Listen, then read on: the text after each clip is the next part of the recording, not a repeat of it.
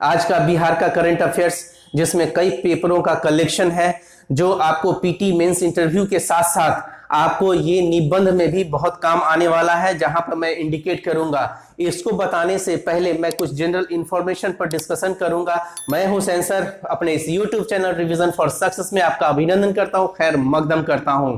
चलिए हम लोग सबसे पहले आते हैं जुब्बा साहनी पे। अभी उनका जो है मूर्ति का इनॉग्रेशन हमारे मुख्यमंत्री नीतीश कुमार ने किया था, तो थोड़ी सी जानकारी इनके बारे में हम लोग जान ले कि ये जो थे आपको बिहार के आपको मुजफ्फरपुर जिले के हैं, जहां चैनपुर बस्ती में के रहने वाले हैं ये। इनका और सबसे बड़ी उपलब्धि क्या है कि ये स्वतंत्रता आंदोलन में इन्होंने भी बढ़ चढ़ के हिस्सा लिया था, जिसके अंतर्गत इन्होंने एक पुलिस वाले को जला भी दिया था। खैर ये इंपॉर्टेंट नहीं है, इंपॉर्टेंट ये है कि आपको जुब्बा साहनी जो है आपको भारत छोड़ो आंदोलन में भी इन्होंने पार्टिसिपेट किया था, उन्होंने भाग लिया था।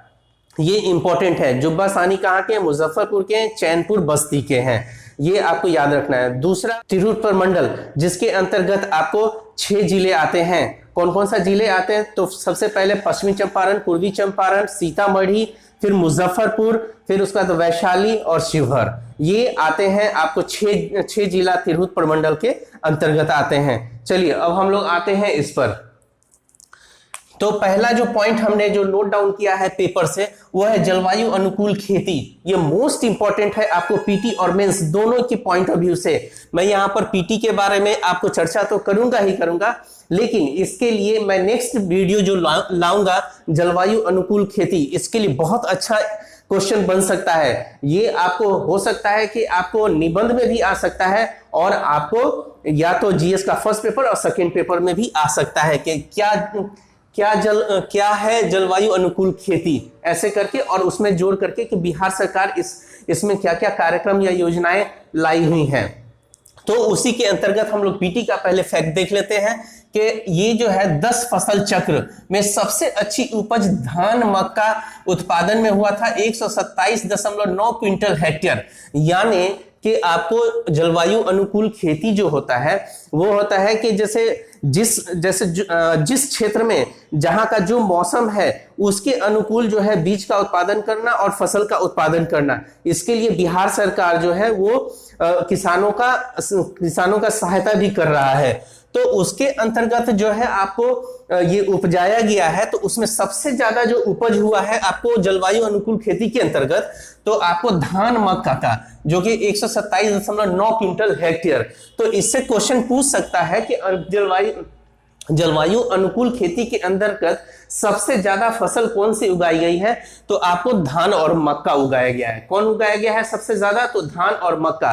किसके अंतर्गत? तो जलवायु अनुकूल खेती के अंतर्गत। तो इसको ध्यान में रखिएगा, ये मोस्ट इंपॉर्टेंट है। ये पीटी के पॉइंट ऑफ व्यू से जब टफ, अगर 69वीं बीपीएससी में अगर टफ क्वेश्चन बनाना होगा तो ऐसा ही बना सकता है।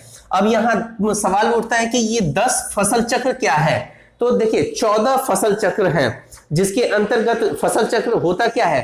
तो इसके साथ जो है ना 2-3 जैसे होता है, जैसे धान मक्का गेहूं, या धान गेहूं, चाहे धान आपको धान शीतकालीन मक्का, ऐसे कर करके वो है 14 फसल चक्र हैं। तो उसके 10 फसल चक्र में जो 14 जो फसल चक्र हैं उनमें 10 फसल चक्र में धान और मक्का सबसे ज्यादा उत्पादन हुआ है, जो कि 127.9 क्विंटल हेक्टेयर।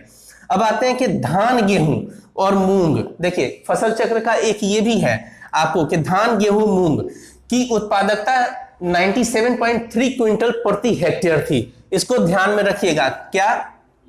तो सेकंड में जो उत्पादन हुआ है जलवायु अनुकूल खेती के अंतर्गत, वो हुआ है धान गेहूं मूंग की उत्पादकता 97.3 क्विंटल आपको पर हेक्टेयर। ये सेकंड में इसकी उत्पादकता हुई है। पहला में धान मक्का का सबसे ज्यादा उत्पादन हुआ है आपको जलवायु अनुकूल खेती के अंतर्गत। उसी तरीके से आगे हम देखते हैं कि राज्य के सभी जिलों में से 190 गांव में जलवायु अनुकूल खेती कराई जा रही है। मतलब कि बिहार सरकार जो है राज्य का, हमारे राज्य में जितने भी जिले हैं उनके 190 गांवों में आपको जलवायु अनुकूल खेती करवाई जा रही है। ये आपको मेंस के पॉइंट ऑफ व्यू से भी ये डाटा आपका इंपॉर्टेंट है। अब आते हैं कि जैसे रबी का मौसम जो होता है आपको इसी में ही आपको गेहूं का उत्पादन होता है जो मुख्य तौर पे। तो रबी के मौसम में 68% क्षेत्र में गेहूं का उत्पादन हुआ है। ये ध्यान में रखिएगा कि रबी के मौसम में जो है सबसे ज्यादा उत्पादन कौन से फसल का हुआ है, तो गेहूं का 68% क्षेत्र में हुआ है। और सेकेंड नंबर पे है मक्का, जिसको 11% क्षेत्र में हुआ है।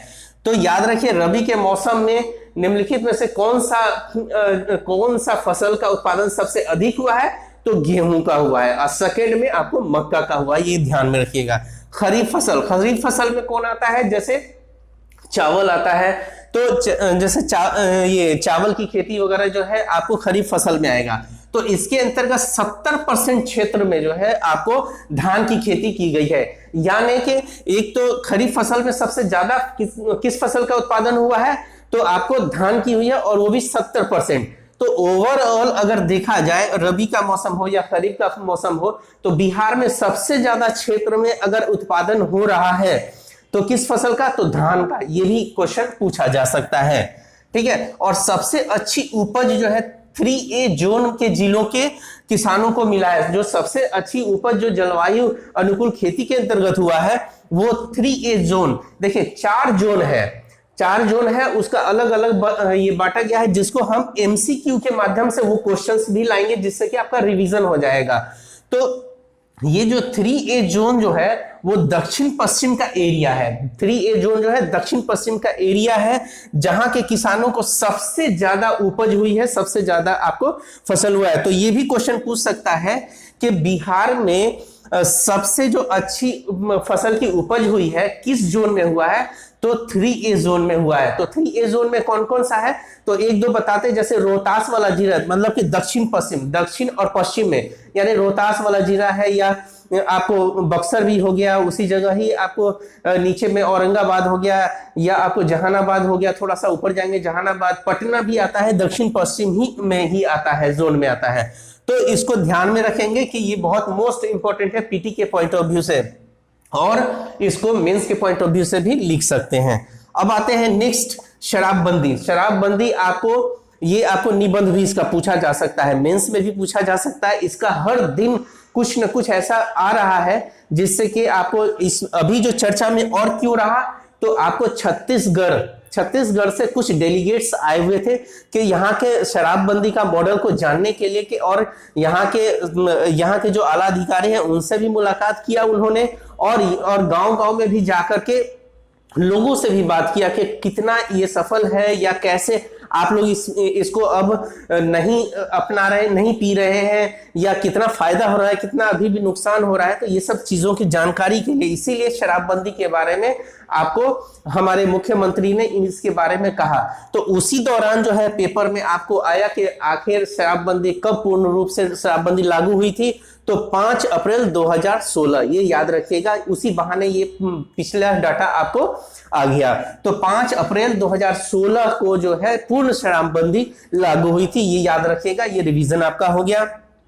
और बिहार में जो सबसे पहले जो है आपको शराबबंदी, ये नहीं है कि ये जो 5 अप्रैल 2016 को ही पूर्ण शराबबंदी जो लागू हुई, लेकिन इससे पहले भी शराबबंदी लागू किया गया था। हमारे जो पूर्व मुख्यमंत्री थे जननायक कर्पूरी ठाकुर, तो उन्होंने भी इसको शराबबंदी को लागू किया था, लेकिन उनके जैसे ही मुख्यमंत्री पद से हटने के बाद क्या हुआ कि ये हटा दिया गया, दूसरी सरकार के जरिए ये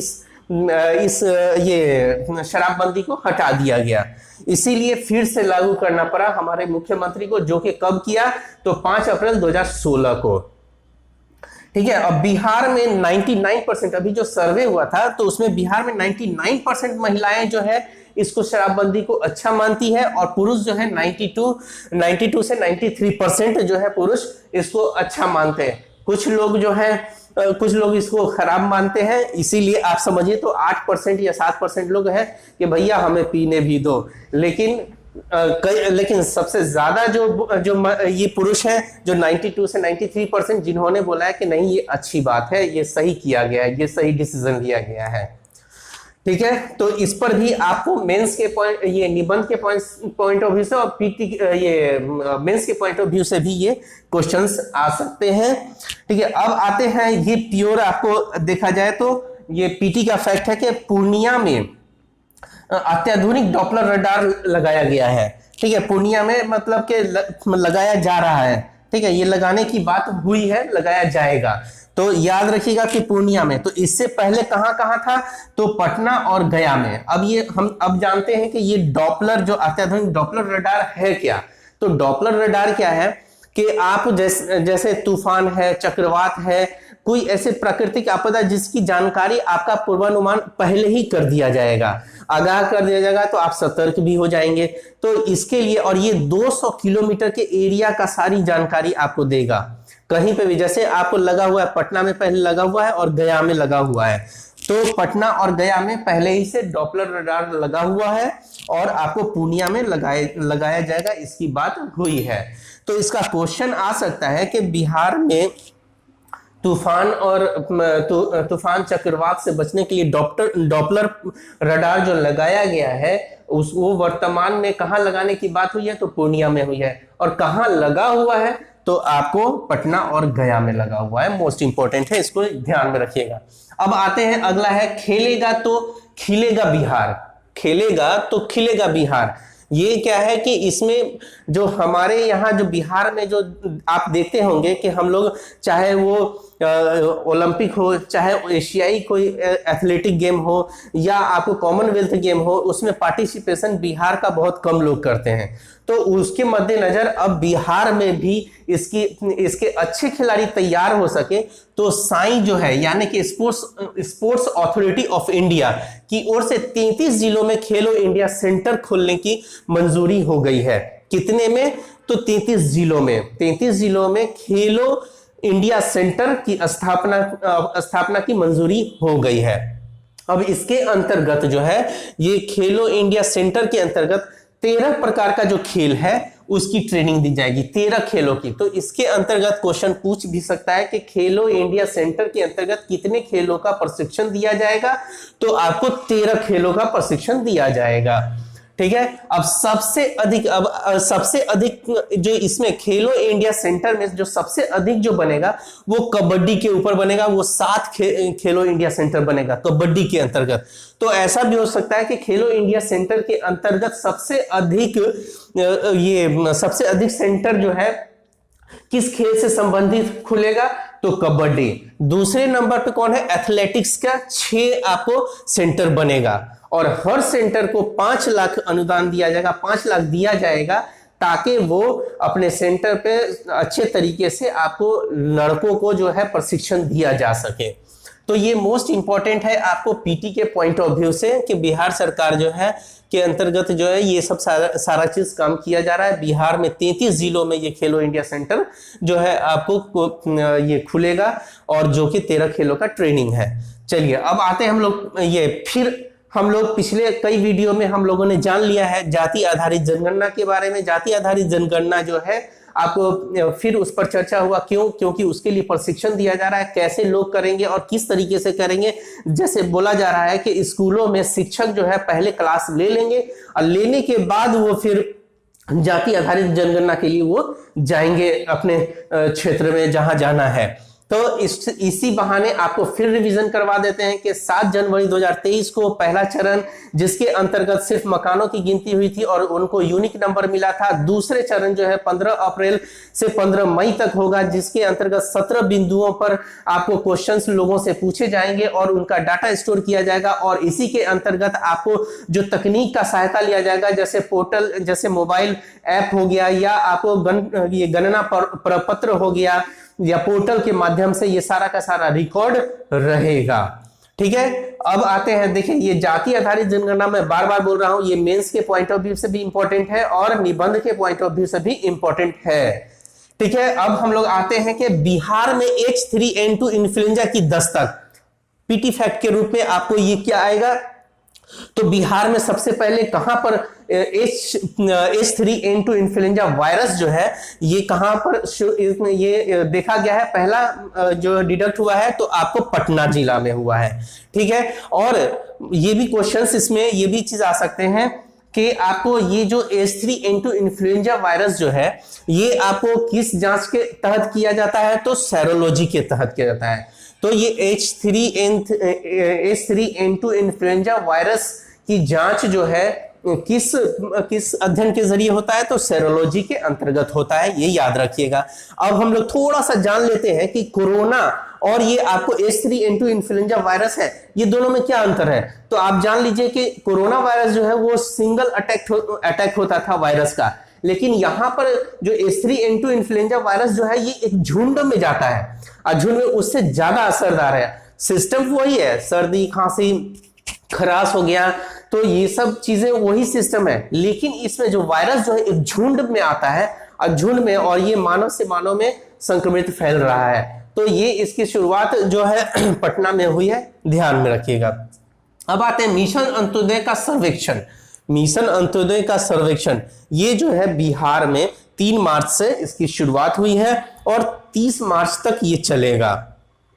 ये सर्वे जो हो रहा है ये केंद्र सरकार के जरिए किया जा रहा है, ताकि जो सरकार जो भी योजनाएं का क्रियान्वयन कर रही है सॉरी क्रियान्वयन कर रही है, तो उसकी प्रगति कहां तक हुई है और उसके अंतर्गत क्या आवश्यकता की कमी है, जो आवश्यकता है उसमें कमी भी है, तो वो सब चीज का पता लगाने के लिए वो सर्वे किया जा रहा है मिशन अंत्योदय के अंतर्गत, जो कि बिहार में 3 मार्च से आरंभ हुआ है। ये इंपॉर्टेंट फैक्ट है, ये याद रखिएगा।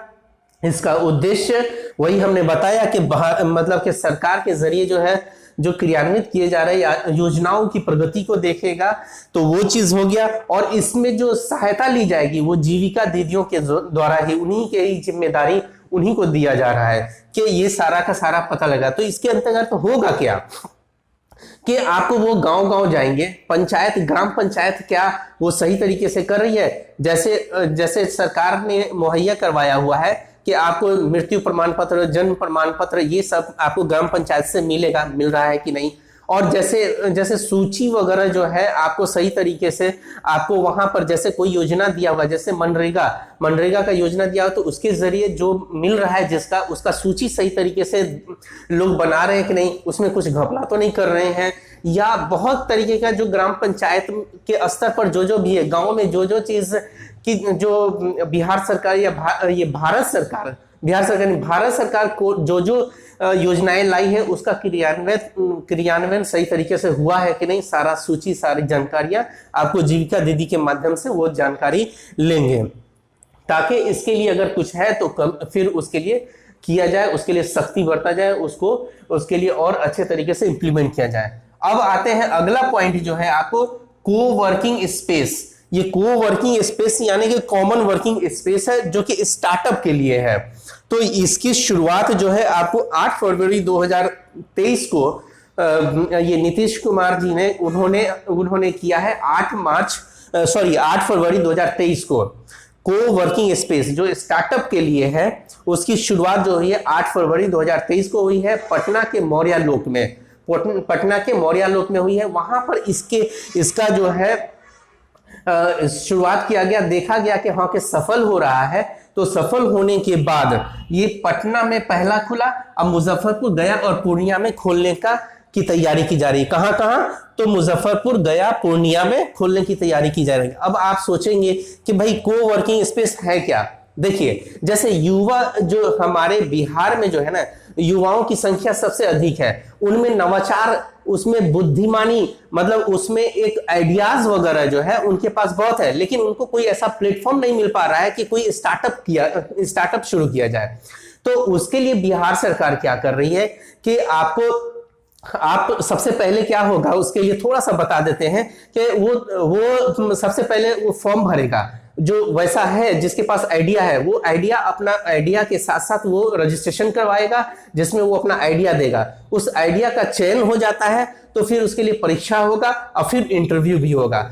जैसे ही चयन हो गया, चयन होने के बाद उसके लिए क्या किया जाएगा, तो चयन हो गया तो फिर वो उसके लिए सरकार क्या करेगी कि उसके आइडियाज के ऊपर आपको 4 लाख रुपया देगी। और जैसे ही वो 4 लाख रुपया दे देगी फिर वो क्या करेगा कि एक टीम बनाएगा। तो टीम जैसे ही बनाएगा तो फिर उसके बाद जब टीम बनाएगा और फिर उसके बाद क्या करेगा कि उसको फिर 10 लाख रुपया मिलेगा। जो कि आपको जो सीड फंडिंग कहलाता है। वो सीड फंडिंग क्या है, तो जैसे शुरुआत करने के लिए सहायता राशि दी जाएगी, उसको सीड फंडिंग बोलते हैं। तो वो सीड फंड दिया जाएगा ये स्टार्टअप करने वाले व्यक्ति को, जब वो टीम बताएगा कि हाँ कि मेरे पास इतने इतने लोग हैं, टीम है। फिर उसके बाद क्या होगा, एक एंजल इन्वेस्टर के माध्यम से 50 लाख रुपया बिहार सरकार के जरिए दिया जाएगा। तो वो क्या है, एंजल इन्वेस्टर क्या है, जैसे जिस व्यक्ति ने एक टीम बनाया और फिर उसके बाद वो उसको 10 लाख मिला, तो उसके पास ऐसे लोग भी जुड़ने लग गए जो अमीर है, जिनके पास पैसा है, और वो पैसा हर लोग तैयार है कि 50 लाख तक उसमें इन्वेस्ट करने के लिए। तो उतना ही 50 लाख जब देखेगी सरकार के नहीं, इस व्यक्ति को स्टार्टअप के लिए उसके साथ जो जुड़े हुए और लोग हैं वो चाह रहे हैं कि हाँ का 50 लाख तक देने का, तो फिर बिहार सरकार फिर उसको और उतना ही 50 लाख रुपया उसको भी देगी। तो उसके बाद उसका स्टार्टअप हो जाएगा। यानी कि बिहार के युवा के लिए जो आपके जिसके पास आइडिया है, नवाचार का उस पर बहुत सारा आइडिया है, तो उसके लिए ये को-वर्किंग स्पेस यानी कि एक स्पेस दिया जाएगा, मतलब कॉमन स्पेस दिया जाएगा, जिसका 1000 रुपया उसका रेंट देना होगा, इन लोगों को प्रशिक्षण दिया जाएगा, उनको सपोर्ट किया जाएगा, और सारे तरीके का जो स्टार्टअप है उसके लिए प्रशिक्षण देकर के उसको मतलब उसको ये मजबूत बनाया जाएगा। ठीक है, अगर ये मेरा वीडियो पसंद आया होगा तो लाइक शेयर कमेंट करना ना भूलें, सब्सक्राइब भी करें और कमेंट जरूर करें। Okay, all the best, thank you.